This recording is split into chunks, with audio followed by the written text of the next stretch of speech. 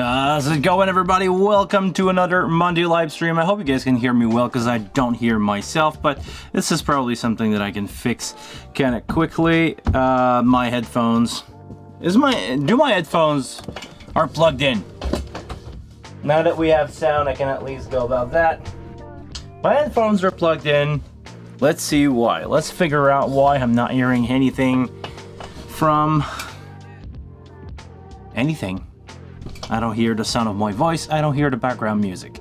First, let me tell you, hi, welcome to another Monday live stream. A lot to unpack today. As soon as I can get my stuff working correctly, we gotta dive into some really cool stuff that was released. You guys can hear me, no problem.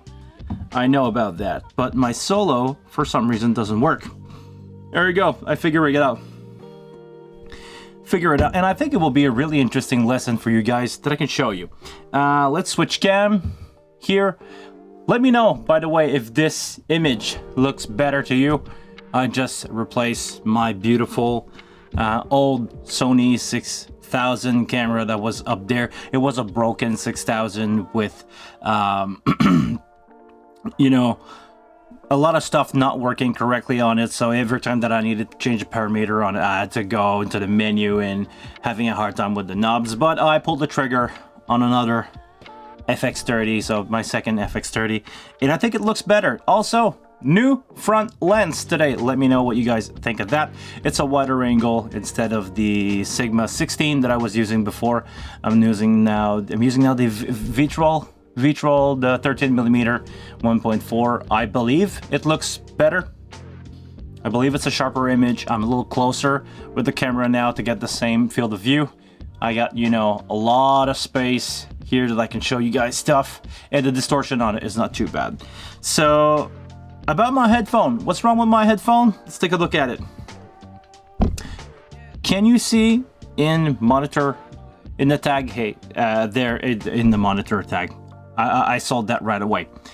I have right now a monitor action, a monitor tag on my PFL, meaning that I have a DCA that is converted to monitor. If I'm doing this, can you guys see it? Yes, just over there. So I have a DCA, or I have the monitoring assigned to a DCA. And because I wanted to put my beautiful coffee mug on my console, like I'm always doing, I turned down the DCA. I'm not usually on this page, so this is why it's affecting me right now. But tips 101, if you're having a trouble setting up your PFL, maybe you have your monitoring in the DCA, and I'm just gonna raise that fader here. And apparently I had the volume turned up loud. Apparently I can hear everything, and I can solo my background music. Feel so good. Actually, while we're at it, forget to do something. Forget to close the door so I get more room noise.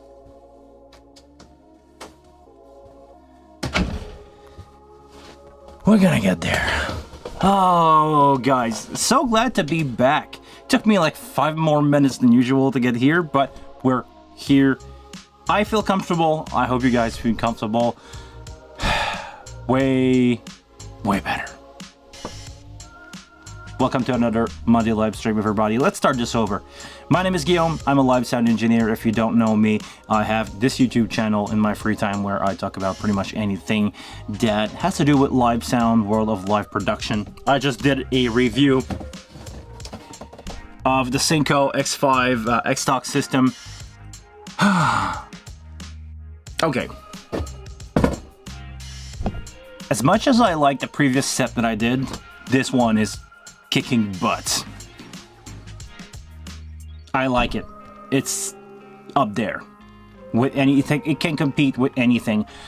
The only downside to it is the 2.4 gigahertz. And I want to ask you guys a question about this. Do you personally own any gear that is running on 2.4 gigahertz, the same as Wi-Fi? And please don't say that you have a router that run 2.4 gigahertz, but my experience have been mixed over the last years using 2.4 gigahertz device like the GLX-D from Shure. I had a hard time with some of those devices in the past, especially in bigger festival. Maybe it's fine if you're playing small local gigs, but I was once on a festival, you know, 5,000 people. The guitar player decided to go take a solo on the end of the catwalk there, a few meters, maybe 100 feet, and I had to run with a cable. I had to go up there. The guitar player was coming back. I waved at him, grabbed a long 25-foot cable, unplugged the wireless, plug it back in, run on the catwalk, plug the guitar player for a solo. Yeah, that's my experience with the 2.4 gigahertz. But other than that, communication-wise, the X-Talk, the X5 X-Talk, wow. They are professional grade stuff, and they are just a little more expensive than the other system that I show you guys. So yeah, to me it's a win. The reason why, actually, Patrick asked me this, to send me an email about that this week. The reason why you guys cannot see the video yet about the X-Talk, and I want to say this: there is nothing wrong with the video. It's just a campaign. Actually, no, I think it's live now. But the campaign was set to run at a precise time and date, so I just jumped on the train of the trendy thing.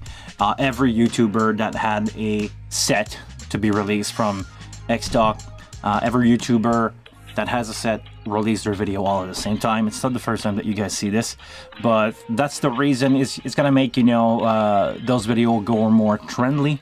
They're gonna have a trending hashtag. I have a couple of hashtags here that are provided by the company. So basically, we're creating some trendy stuff happening over those headphones, but they are seriously good. I feel really comfortable saying that from my experience right now with the product, they are a good product, period. I don't want to say affordable, because I don't need to say that. They are a little more affordable than the other stuff, but double thumbs up on the Synco stuff. It's working great. It's light. It's sound quality good. It has some cool feature, like having the option to enter a 1/8 input on them. Awesome. Go watch the video if you didn't. Okay, get some coffee, guys. Let me calm down with some coffee. I feel like I'm rushing right now because we just went through a bunch of troubleshooting right before we're live, like I'm always doing. Let's relax. Let's listen to the background music that I raised a little bit since the last live stream. Guys, let me know if it's too loud or not. But I feel I was in a mood and it was not reflecting well on the stream because I'm not hearing the same thing that you guys do. So just wanted to make sure. Okay, let's move on. Patrick says I typically avoid 2.4 gigahertz. I heard a lot of people complaining about instability. Yes, my experience say the same. Happy with UHF device for mic and guitar. I usually try to work more around UHF system. They are more reliable, especially here in North America, where we have still a bunch of frequency available. Because let's be honest, even if we have a lot of cell phone, we're not as crowded as you guys are in Europe. So yeah, 30 dB less, 2 presence for you, Patrick. Okay, I will take a look at that. I'm too far from the computer to see what I'm doing right now, but definitely for next live stream, I will bring it down. No problem. A little 3 dB. Okay, so it's too loud, right? It's too loud for now. If it's too loud, give me 1 second. I'm gonna move over to the computer and I'm gonna fix that for you guys. Especially this one, it's like really heavy.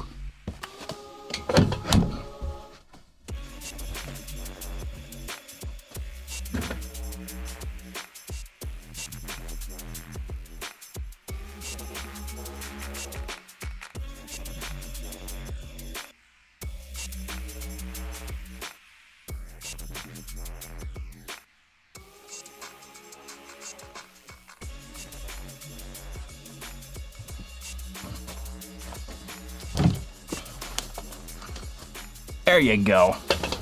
It's the same volume for me, but for you, it's different. All good. So, oh, much better? All right. And how is the positioning of the mic, by the way, better? Because I will put this in the shot for a few seconds. You guys remember the Fifine Tank 3 mic that I did? I kept the arm. I really like it. So let me move just that out of the shot. But I really like that microphone arm. Hold on. We're live with the problem in all the solution that has to come up when you're doing a live stream, right? There you go. Better? Just that up a little bit. It disappeared. You guys can hear me, but you can't see the mic. There you go. Oh no, actually you can see the bottom of the boom arm there, but don't tell anyone. The background sound distorted. It's the song. It's lo-fi hip-hop, and I know a lot of you guys don't like lo-fi hip-hop. I'm not usually a fan, to be honest, of lo-fi hip-hop, but I think it just give it a vibe for the channel, like a smooth vibe. It's not aggressive. It's not distorted guitar.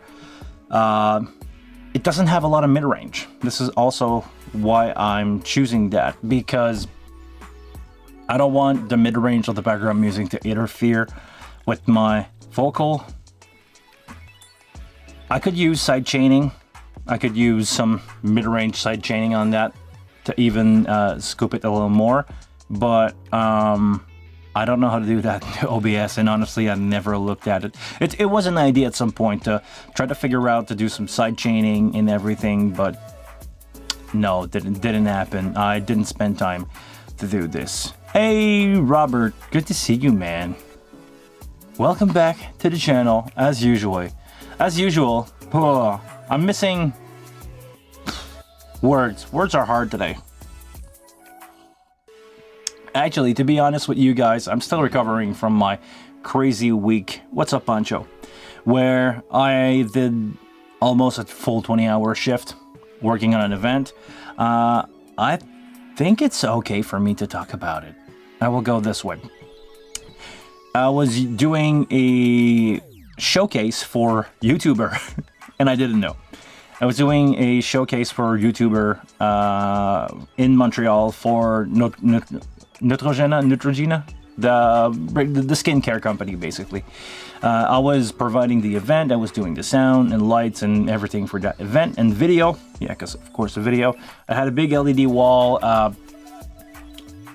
in a big room, like in a big empty room, where a lot of people do corporate event in Montreal. And yeah, I did a 14-hour shift there doing the events, you know, setting up setting up everything in the morning, doing the LED screen, doing the sound, setting up the speakers, setting up the DJ there, and doing the event and tear down everything after that. And I started at 11 a.m. on that day, finished loading the truck, well, I say 14 hour, maybe around 11. Went to bed for 4 hours because I was waking up at 5 in the morning to do another event with the same client. Not the same production company, not Neutrogena, but for the same production company. And I did like, it was the typical, I was taking care of AV, so doing video, presenting the PowerPoint, using my ATEM mixer to switch between laptops, doing blackouts, having, you know, inserting picture. And I was also doing sound with my Flow 8 from Behringer, with 4 ULXD from Shure, you know, 4 headsets.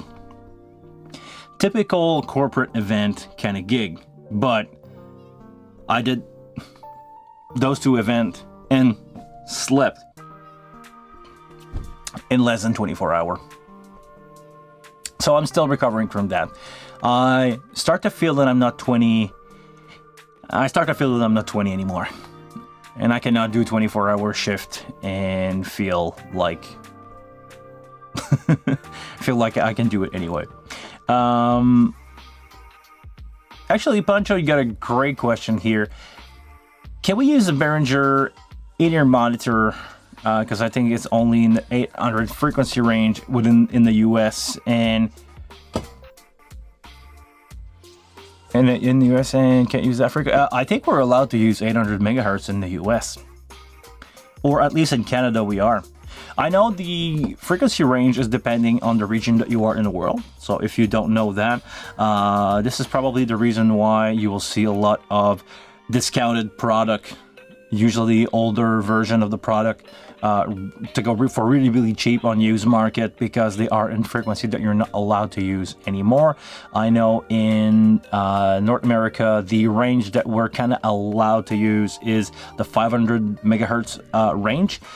Before that, we were allowed to use the 600, 700, and I don't know, up to 800, 7. The first range that they canceled here that I knew of in North America was 700 to 806. 700 to 806. About 10 years ago, that was canceled. So you saw a lot of old UHF Shure that were all in the 700 megahertz range being discounted or being sold at really, really cheap price. Nowadays, I know for a fact that in Canada, those frequencies were sold to ambulance, firemen, and police. They are now reserved by the CRTC, which is the entity that take care of everything radio frequency wise in Canada.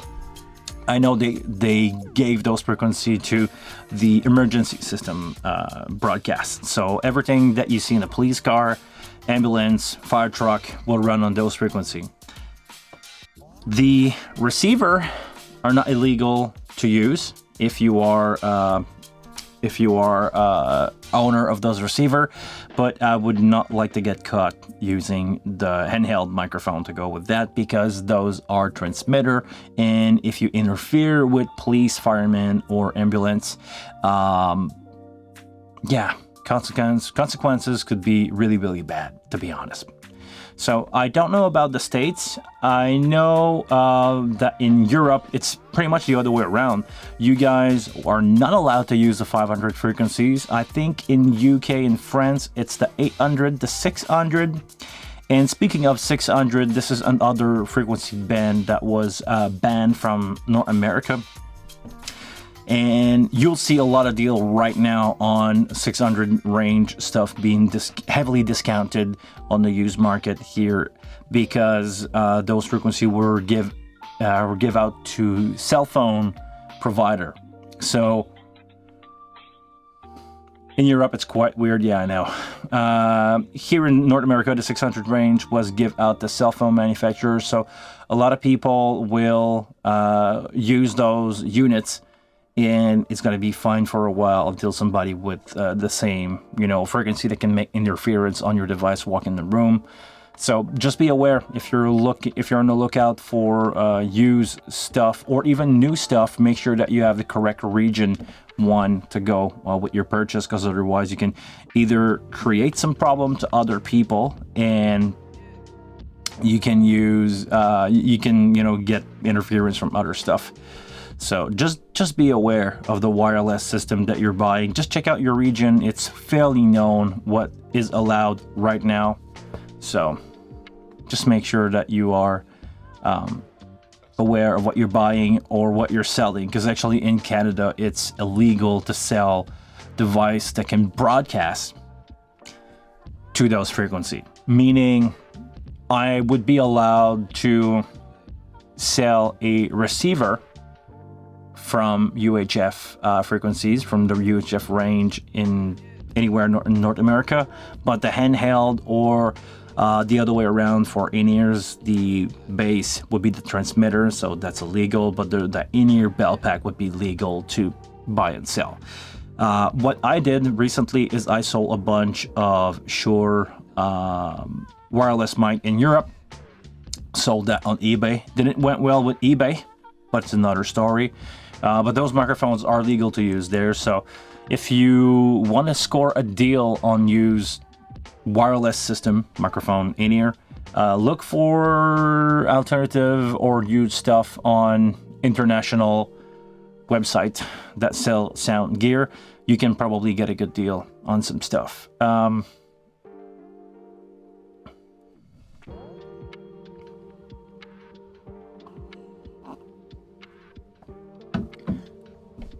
Conrad, mostly the 400 to 700 megahertz is allowed for low power signal if you need, or you need a small licensing for radio frequency for small range. Okay, yeah, when you are doing radio.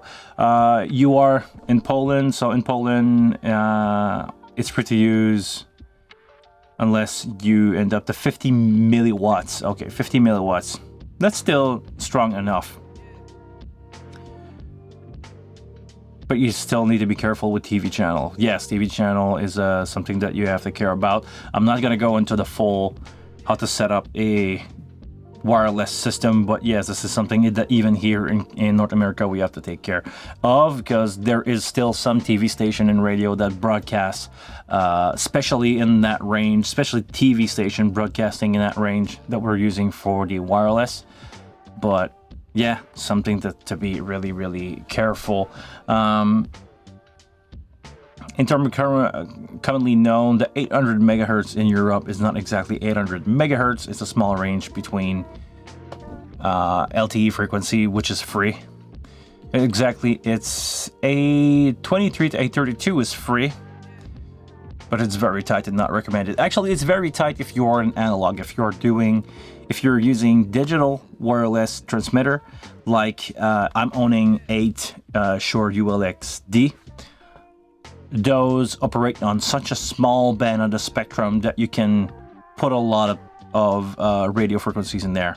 But it's something that you need to be aware of. I don't know if I should do a video about that.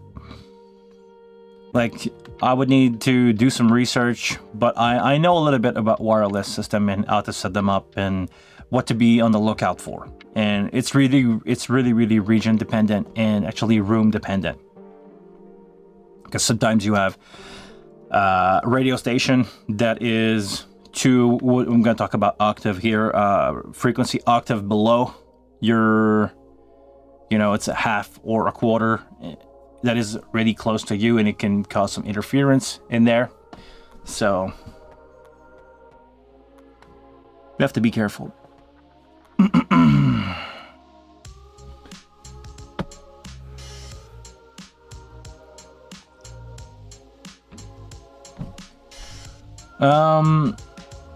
Frequency band of 584 to 600 megahertz in US and Australia, and frequency from 823 to 832 megahertz, and A is 863 to 865 in Europe. Okay, they added the one lately. Okay, they added, okay. Yeah, it's always changing. That's the thing. And I don't know if anyone sells system at 800 megahertz here in Europe, as almost everywhere I live, just companies buy everything below 600 for safety. Yes, but 600, as you see, 600 is not legal in North America anymore. So here we have to buy in the 400 range to be safe, or 500, because I think we're gonna stick to the 500. I don't see any reason why frequency other than the 500 would move around here. Also, on a completely different band range, some newer units from Shure are coming up to, I believe it's 125 to it's below 200. They have some stuff that been released. I think it's the V or X range that is releasing somewhere around 150 megahertz in that range for their smaller unit.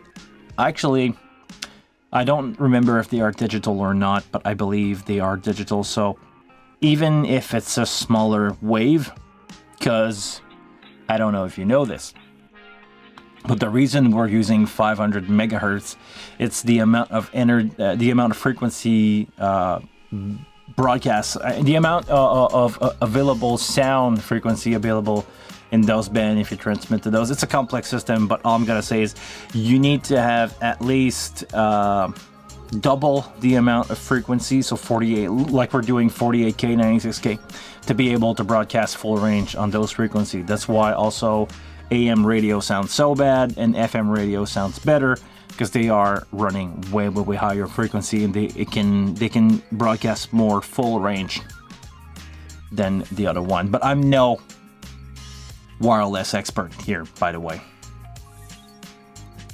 Have you heard anything about the Behringer in-ear monitor system? Look half good, especially for half the price of Sennheiser. And actually, I don't know about them. I remember when they were released, and I was on the lookout for them. Since then, I had the opportunity to sell my Shure PSM 300. So now I do not own any wireless system as of right now. So maybe if they ever release those in North America, I could grab myself a 4-pack of those in-ear monitor. I always have requests for people that want to rent them. And people are always looking for a cheaper alternative, even in rental. So maybe if I can get them for cheap, I can rent them for half the price of what I usually do for a Shure system, if they work fine. I mean, I'm never against, and that's the thing, I'm never against something that is being affordable. I'm always against bad product that are pretending to be affordable option to replace more expensive unit. Conrad, I got a Sennheiser in-ear monitor G4 at A band, so yeah, 516 to 558, 858, and the SLX mic SLX mic in G59, so it's 470 to 514 megahertz.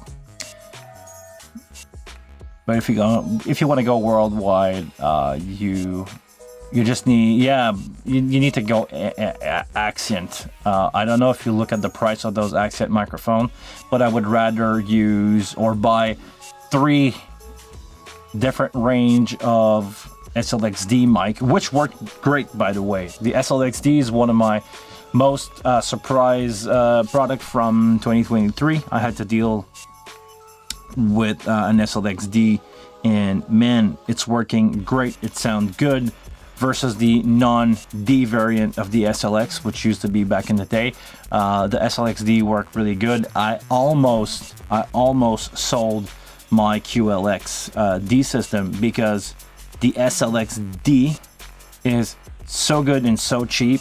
It's a really good alternative option. I used to recommend people QLX, but now that the SLXD are there, for somebody who doesn't do professional 24/7 or 7 days a week work, SLXD is more than fine. The only thing is you're limited in the amount of unit that you can put together because they run on a smaller range. Like previously mentioned, the G59 band is 470 to 514. It's a smaller version. It's a smaller range. So you can only fit at best 12 of those at the same time. This is why I went with the QLX, because you can fit hundreds of those in the range that they operate. The one that I have operate on the J50 band, not G50, the J50. This band has been discontinued for a while, but they work great. If you are, of course, in North America, not in the 600 range, because the J50 range go in the 600 somewhere, but the one that I have with the updated firmware are in the safe spot for North America, and they were great. But the SLX, if I had to buy a kit right now, the SLX are the shiz, man. Yeah, the Behringer units looks exactly like a clone of the Sennheiser, but yeah, I mean, if they work half as good, they will be a good unit to buy for the price. Again, when you spend the amount of money that you usually spend on an Accent system, we're talking about, if you want a single microphone, we're ending up around $5,000. When you spend that amount of money, it better work. But if you buy a SLXD for less than $1,000, a full kit, handheld, body pack, and a headset, it can cut from time to time. I won't budge. Yeah, but $300. There you go. Poncho, actually, are they available in North America? Can you buy them now? If they are, I would put a link in the description down below after the video, because I need to have some. So I will take a look at that, and I'm really curious to see the range that they offer in North America. But yeah, yes, they are. Okay. We'll probably have an Amazon affiliate link at Sweetwater. Okay, I'm in Canada, so Sweetwater is a no-go. But maybe AVL, which is really close to me, has those. I actually need to go there to get myself a Pro One power supply. Not that the one that I have are broken. It's just that I want to have a spare because I own 3 Pro One right now. So I want to have a spare for that. The SLX-D has a maximum channel of 32, not 12.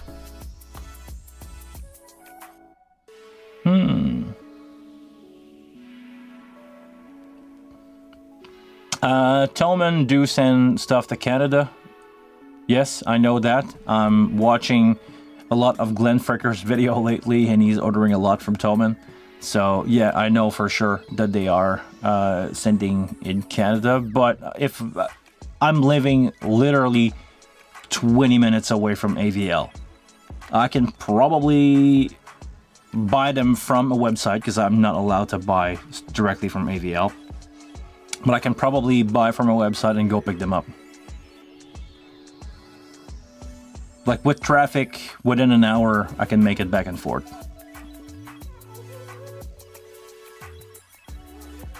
Okay, so I would need to take a look at that.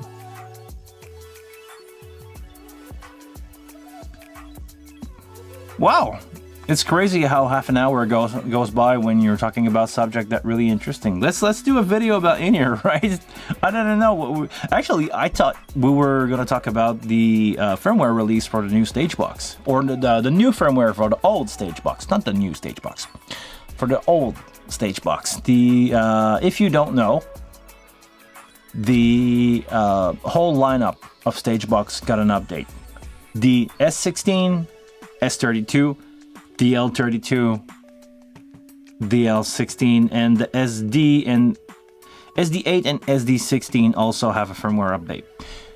They basically allow you to do a monitor split. This is what I understand, because I'm gonna complain about this once more, and I mean it in a constructive way.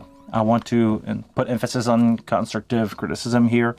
There is not much in the released form. Well, you go, because I went on the website and look at the firmware and the release note, and it basically, now your wing can use both port. Single phrase, period. That's it. No other improvement, no nothing. The wing can be now connected to port A or port B of your DL32. That's it. It doesn't tell you if it's a true split. It doesn't tell you if port A still has a control. I got nothing. Fun fact: I was once trying to buy something from Sweetwater. I got the info that they don't send outside of the US, and they linked me to their competition. Thomann. Oh, really?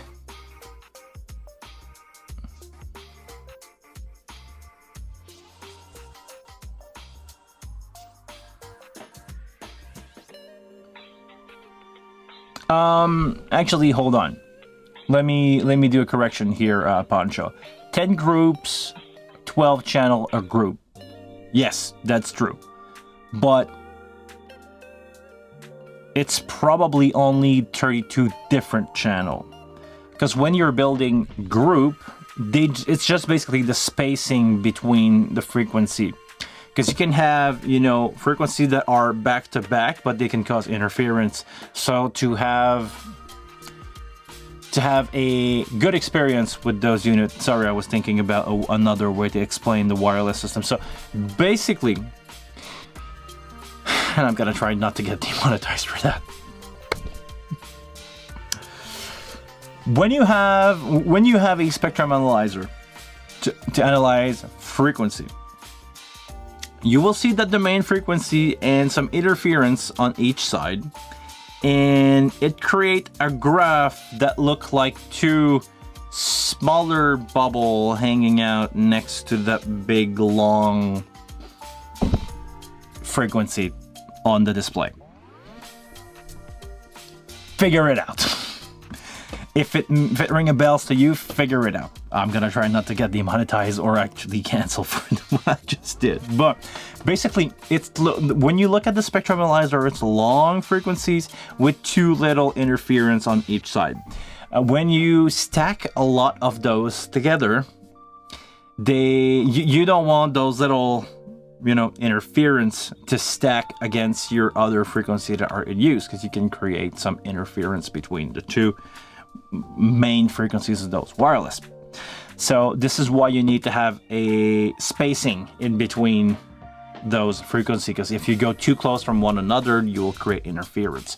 So this is why even if you have 10 group of 12 frequency, you cannot do 120 channel in that. You will create interference from one another, and they will basically go all to not working.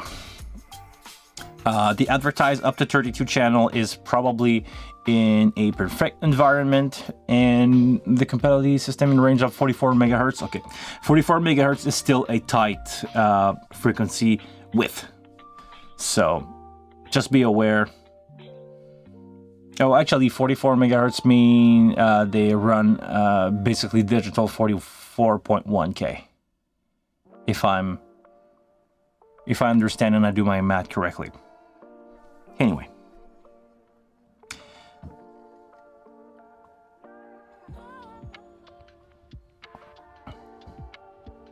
No. Okay, hold on. What did I miss, Conrad? The channel frequencies are picked so you don't have the interference. That's true for group. Okay, 44 megahertz range for the wireless. Okay, a total of 44 megahertz range. Okay. Yes, in the group. Pancho, in the group, if it was not clear. Okay. Sometimes, and it's funny because I just had that conversation with a friend of mine today. We were sending each other email, and he goes like, "Why don't you call me?" We understood each other way better.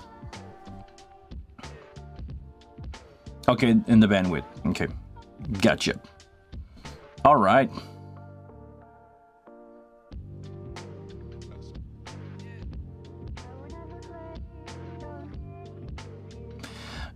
Conrad, on last gig I did scanning.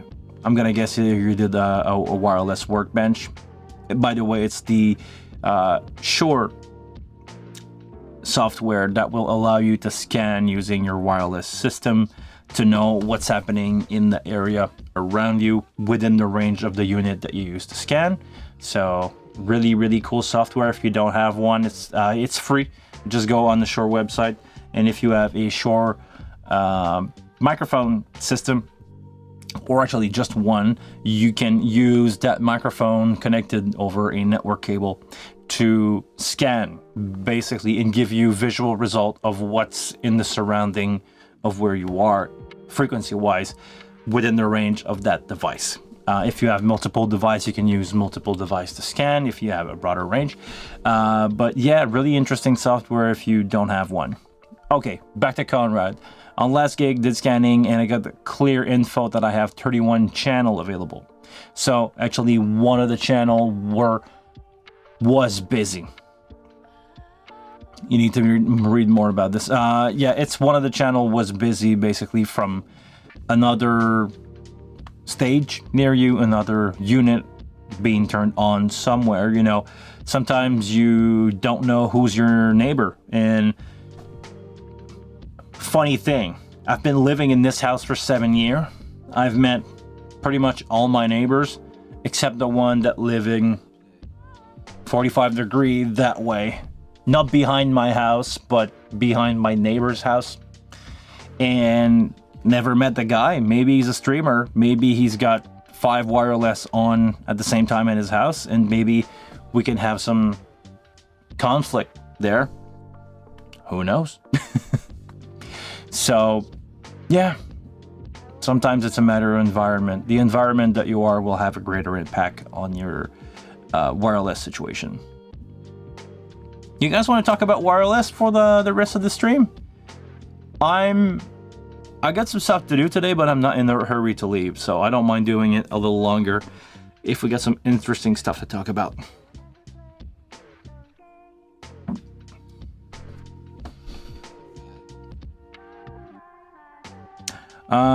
Yes, something really cool that I should mention. Shure Wireless Workbench also supports Sennheiser G4 in-ear monitors now. So actually other stuff from Sennheiser's Shure Wireless Workbench support a lot of other brand. I don't know which one you can use to communicate with the software, but when you want to deploy or when you want to do a frequency plan, a frequency plot for your wireless system, you can tell the software that you have AKG wireless. You can tell it that you have 5 Sennheiser G4 in-ear monitor. So the software will calculate all that and will give you a frequency plan. And if you respect it, you will avoid having interference between all your device, between your inner and outer device, meaning your wireless microphone and your in-ears. Most of the time you will have them on stage left, stage right, but you will have them somewhere, you know, sitting next to the other. And if your antennas are too close within the same frequency, you will create some frequency mess, and you want to avoid that at all costs, basically. But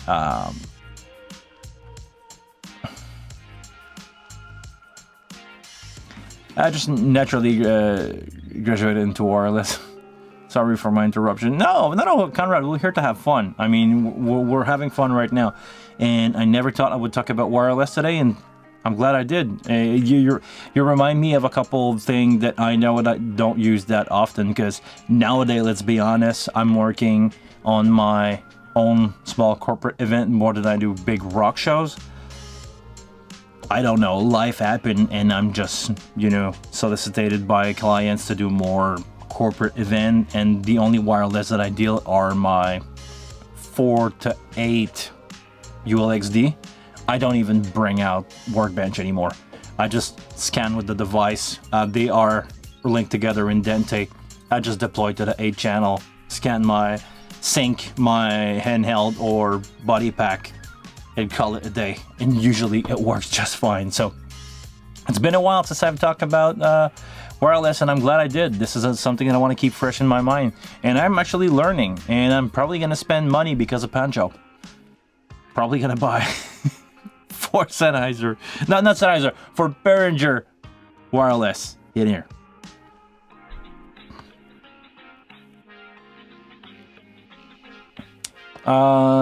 Suggest if you can hook all wireless units with a switch, you can scan ways. Yes, that's true. And be on the lookout for that. I know a lot of people don't have a switch. If you look at the used market for switch, you don't need that fast. You don't need gigabyte switch to run like wireless scan.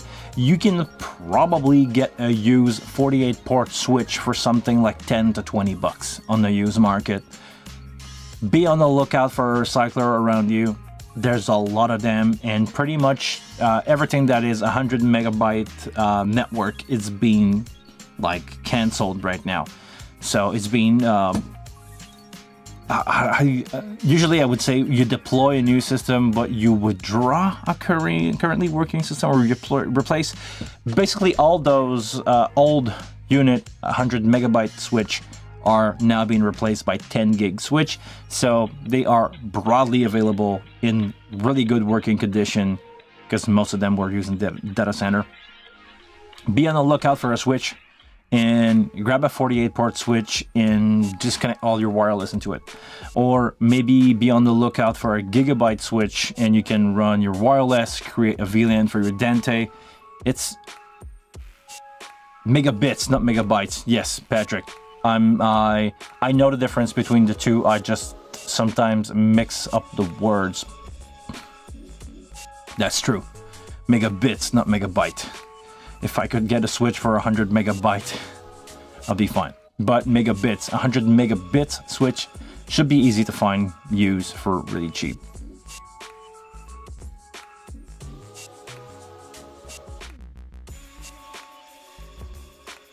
Use market for the purpose of connecting multiple inner monitors. Just a scan, you can buy 100 megabits. Unmanaged switch for like $10 new. Yeah, or it depends. I mean, actually, this is something that I didn't really talk about here, but if I have the option, I would probably buy used, because the used one already exists and it's still good. But yeah, also like Poncho said, you can get a new TP-Link 8 port for like $35 on Amazon for a gigabyte. 1 gigabyte, not gigabits. Or no, it's gigabits. It's not gigabyte. It's gigabits. Yeah. My bad. Gigabits. 1 gigabits. I'm no internet guy.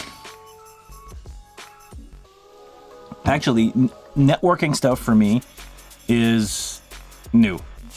In the sense of before 2020, I didn't have a server at home. I never really... I was not interested in Dante. I was not using regularly networks to transport sound, light control. Sure, Conrad, I want to learn networking. I know a little bit about it, but it's such a different thing. It's a logical thing. Stuff, leave one computer, go to a network, go to the other computer, basically. So almost an hour with no ad, Patrick's. All right. 4-second ads. Thank you very much, Patrick, for letting us know. But yeah, Conrad, sure. Contact me on Facebook. Maybe we can do a quick video call, and you can teach me a lot in not a lot of time, and fill my brain with all that stuff.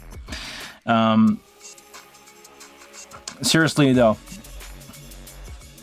you got 2 ads already. I put the ads rating to low, because I thought it was too intrusive before at medium, so I put it to low. Yeah. But networking is the future. Networking is the future of live sound. And I said this before, but I don't know if you guys are going to agree with me or not. But I believe... It's... sorry, I try to translate something in my head as I'm talking right now. In French, we always say, you know, I always have a brother-in-law that knows how to do something. Oh yeah, I have, you know, my brother-in-law is good with sound. He used to do DJing stuff in the 90s, and he's gonna set your sound system up, or everybody know a guy that can do everybody know a guy that can set your home theater up, right? Dealing with those RCA cable or speaker cable. We all know, I'm gonna guess everybody here in the chat know really well how that stuff work. But I think we're in the area where that's gonna change, in the sense of console nowadays are not patch. On the wing, we're lucky. Channel 1 is assigned to local preamp 1 by default. If you turn on the console for the first time, you can have, you know, select channel 1, crank the gain, lift the fader, something's gonna happen. We're slowly moving away from that.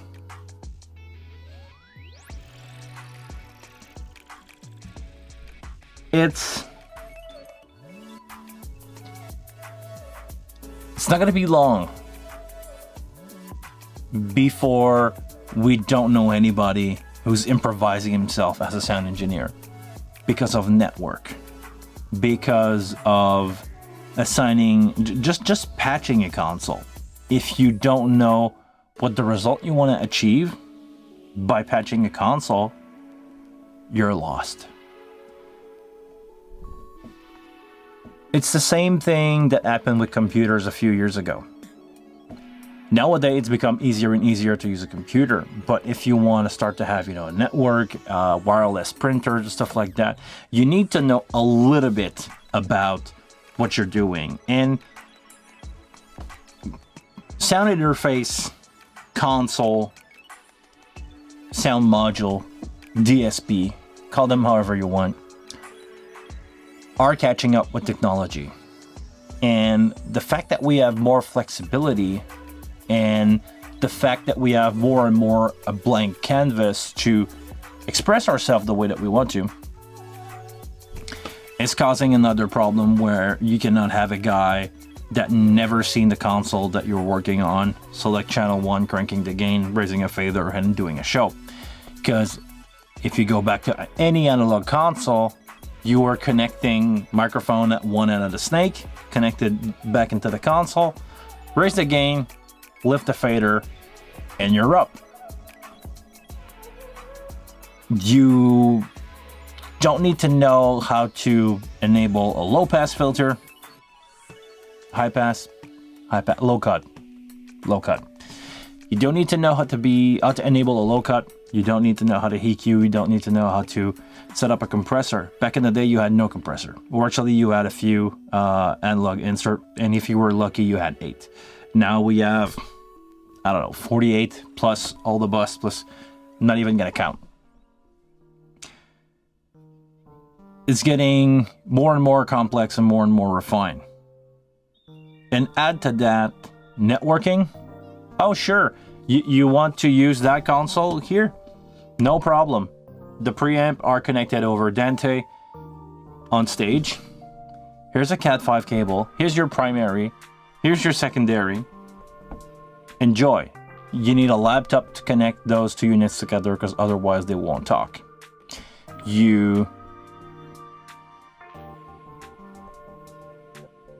Oh yeah, sure, Rob. You needed to press the left-right button to get sound to each channel. Yeah, sure. Fader assignment, you guys remember? You add option for main, group 1 and 2, 3 and 4, 5 and 6, 7 and 8 if you were lucky. Doing group processing, doing group compression on vocal because you only had one compressor. You were doing that on mono. I used to do that. I seriously used to do that. When I was mixing in bar on my Soundcraft GH4, I believe. I had a stereo bus for drum and guitar that I didn't compress. Kick was compressed. Snare was usually not in the PA, but I had it just in case. And after that, you had, bass where I was using a compressor and I was compressing the main vocal and compressing the group for vocal. But because it was stereo group send, I needed to disable my main out send, enable my group, pan the vocal left or right depending on which one I was using, 1 and 2, 3 and 4. And I was sending that into mono into the main out, and I was using another compressor for that. Or I was using the stereo bus, sending my channel both to my stereo and a group, and I was using the group to add a reverb because I was running out of aux. Because on that console I had, I believe, 8 aux, but I used them. I was using 5 for monitor. 6 was for my delay because I was using pre, and after that my post one was my reverb, and my last one was for my secondary speaker system outside the building in that bar, and I was I was mixing it on a post bus, so the mix was following. I thought was following what I was doing, but never mind that. But yeah, those days are over. Those days are freaking over. You need to know what you're doing to make console work nowadays, and it's a good thing It's going to separate anybody from improvising him as a sound engineer. But that's a lot to learn.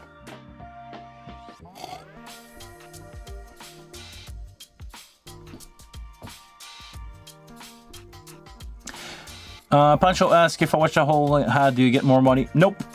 As soon as you skip it after 5 seconds, I don't get more money. And let's be honest, I don't make any money out of here. Let's be brutally honest. I'm gonna make, seriously, most live stream not even reaching $1 in cash from ad revenue. I have around 300 to 400 live watch and replay together on every stream that I do, and that's about what I get, about $1.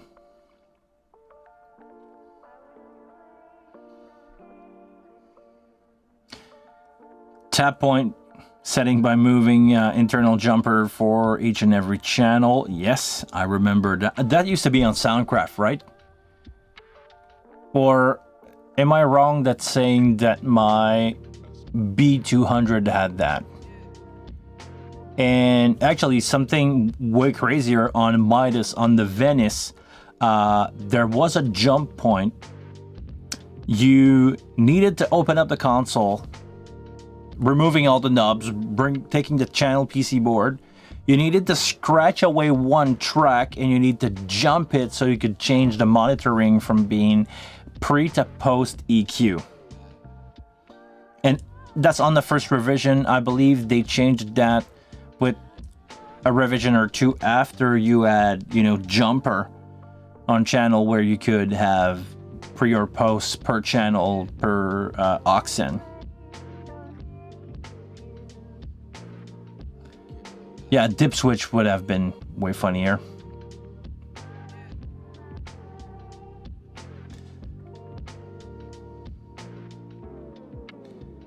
Had to resolder the jumper. Yeah. It's crazy. The amount of option that we had, or the way to figure out how to add option to these console, was crazy back in the day. The engineers that thought, how can I change, let's do a jumper here to change the preset. Jovi, greeting from Puerto Rico. Hey. Hello from Montreal, Canada. I've learned a lot from you from wingtips. Oh, thank you very much for watching the quick wingtips. I should release a few more in the upcoming days. I feel like I don't do much on the quick wingtip side now. I'm gonna have that on the list this week. Our church bought the wing recently, and your resource had helped me a lot. Thank you very much for watching. First time using a digital console and Audio Rookie. Exactly what we're talking about. Welcome to the wonderful world of digital sound. This is a great opportunity for you to learn, and please take your time and learn. Learn Signal Pad and learn how to get to the result that you want. This is the thing that a lot of people do not materialize. And when I say materialize, it's maybe not the right word here, but a lot of people say, okay, I want it to sound good. Sure. How? What's sounding good for you? Beatles record? Sure. Sound, well, by today's standard, they don't sound good. I'm a Metallica fan. Does it show? You want your band to sound like the Black Album? Sure. It's two different sound. Just learn the in and out to how to achieve the result that you want.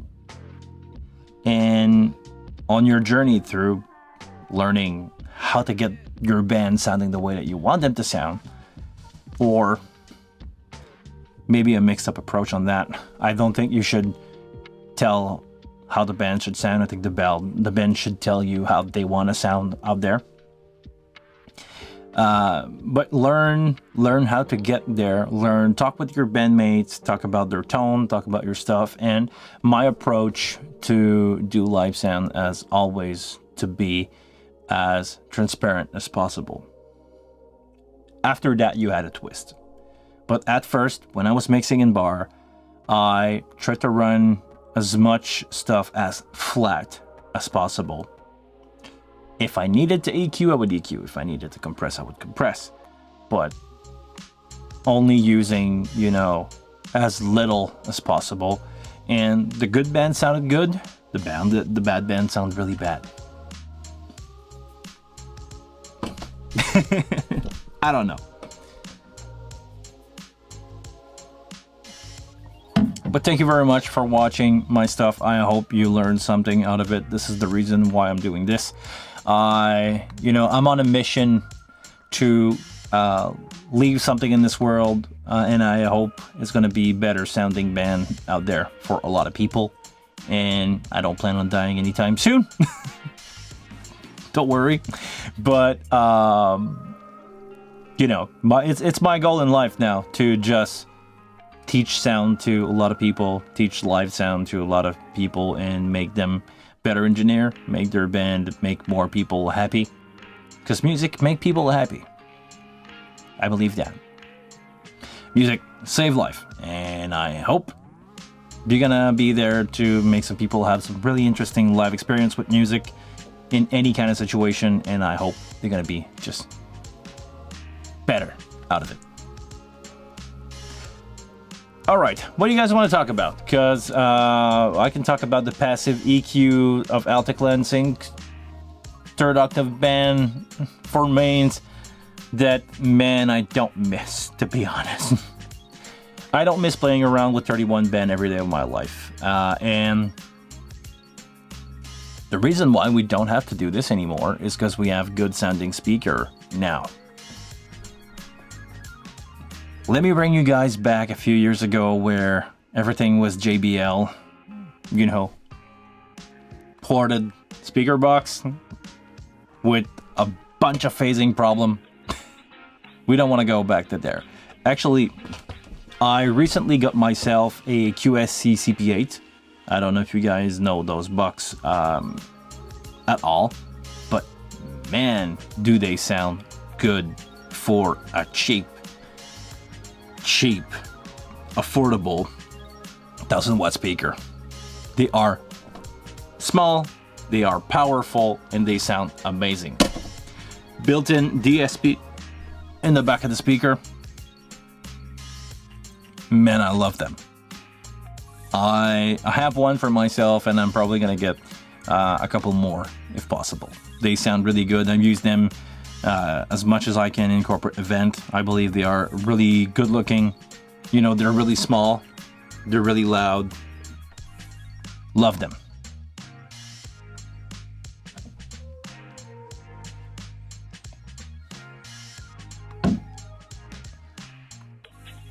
All right.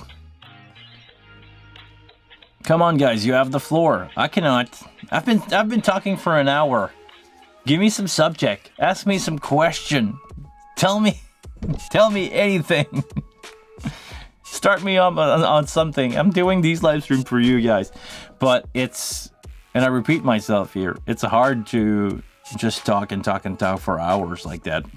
And I've did it. I've done stream that were 3 hours long, but man, it's taking a lot of brain juice out to do these.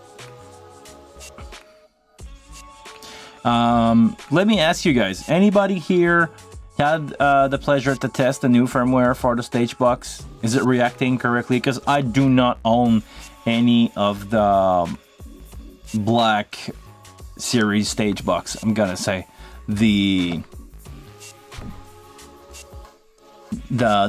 cheaper one. I'm only owning now a 2DL231 and a DL251 for Stagebox. Everything else I've sold. Roberts, what is the most complicated setup you have done with the Wing? I think it would be the Dreamweaver Studio. It's where I had a lot of external gear that I needed to incorporate on the workflow of the wing. And I also needed to incorporate the wing into a Cubase session and running every single channel of the wing as insert inside Cubase to do tracking and on the console, not automation, but for DAW and automation with the addition of the processing of every single channel. That was a complex routing setup, to be honest. It can be done, and I've done that setup a few more times and on a smaller size after that. But on that one where I had a lot of external preamp, basically every port in the back of the console was filled with preamp, analog reverb in and out that I was not using on the console, that I was sending from Cubase to directly to those output, feeding a is it a Lexicon 200? I believe it's a Lexicon 200. I was feeding that Lexicon in and out of Cubase, and it was independent of the wing, but I was using the converter of the wing to do that. No Stage Connect device back then, so I had to be creative to get all the preamp and all the DBX compressor to be used as external effect on the wing, but also being able to use them from Cubase. It was a complex routing setup, and I was supposed to go back in LA to finish the setup with Stage Connect device. Me and Dorian were supposed to go out and buy some 16 in, 16 out bucks. Stage Connect, I don't remember the number from the top of my head, but we were supposed to grab that and use the Stage Connect device to connect all the external compressor and all the outboard gear, basically, and use the line in for the line in stuff, and use the preamp for extra microphone, and use some of the synth that Gary Wright had in the studio. Still, some of the Moog stuff were still there. We were supposed to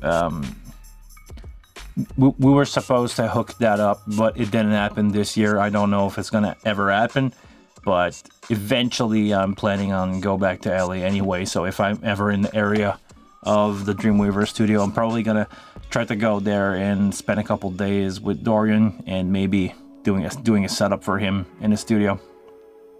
But yeah, if you don't know what I'm talking about, go make sure to watch my vlog that was released, I think it's a year and a half ago now, where I show the full process, or really quickly the full process that I did of setting up the Dreamweaver studio, which was Gary Wright's studio in his house, his home studio that is a professional studio, but it was not been used.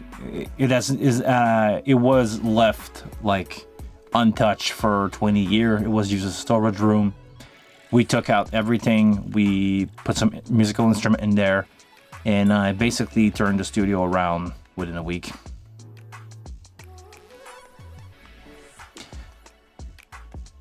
Recommended affordable in-ear system. Do you need wired or wireless, Jovi? Because if you need wireless, I would say be on the lookout for the Behringer stuff. It's probably fine. I'm probably gonna order some myself. But wired, oh, that's an easy solution. Get a PowerPlay 8000, the 1U from Behringer. It has 8 headphone preamp, not microphone, 8 headphone preamp, and you can have an aux in, stereo aux in, if you use a TRS-2 female connector. Those cables do exist. Just be on the lookout for that. Make sure that you have a stereo 1/4-inch jack to 2 left and right XLR, and you can take any of your stage box, go left, right, 1/4-inch into that preamp, and you can have 8 independent, fully stereo in-ear monitor mix with a wire. but they work just fine. I used to have that for when I had a band, when I had a cover band. We used to run in-ear monitor from that, and it was working really, really good. When it comes to the earbud itself, with that, I would recommend and I tried to look for them, but I don't see them. The KZ, if you are on a budget. If not, Shure SE215. Those are my recommendation. Go check out my video somewhere. I don't know. YouTube changed since last week. The placement of stuff has been all over the place. So I believe that there is where the chat is, and after that, down below, you have the information of the channel. Go check out my channel. Go check out for a video called KZ in-ear monitor. Are they good? I reviewed 6 pair of KZ in-ear monitor from really, really cheap to cheap, I'm gonna say. And they are good. Some of them are really good, and not even the most expensive one that I've reviewed are there. And I have a code to get you a discount if you need to buy more than 1 pair of headphone. So be on the lookout for that. I believe they are seriously a bargain.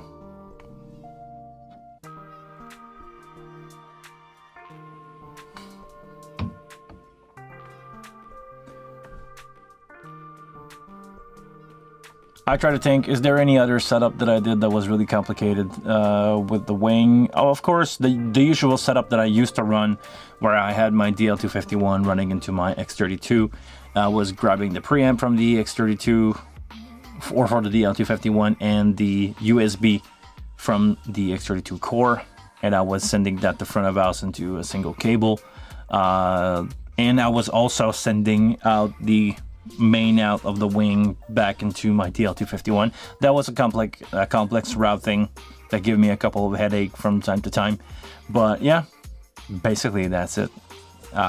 Good. On that note, guys, we've been going a little over an hour. By the way, if you guys are interested in buying a Dente card for an X32 or for M32, I'm probably gonna have that announced really, really soon. I've unracked my X32 core. It's gonna go away. It's been like sitting on top of one of my Pro 1 for now. I just need to take picture. It's gonna be posted probably on Reverb. I had really bad customer experience with eBay in the last few weeks, so it's probably gonna be on my Reverb shop. I don't know if I have a link for my Reverb here, but I'm definitely gonna put one as soon as I'm announcing that I have my X32 core for sale. So on that note, guys, I want to say thank you very much for spending your lovely Monday evening, afternoon, morning with me. Always a pleasure to have you guys around. Always a pleasure to do these Monday live stream with you, and I will see you in an upcoming video, or at least next Monday. Until that one, I want you guys to please take care of yourself, and we'll see you all very soon.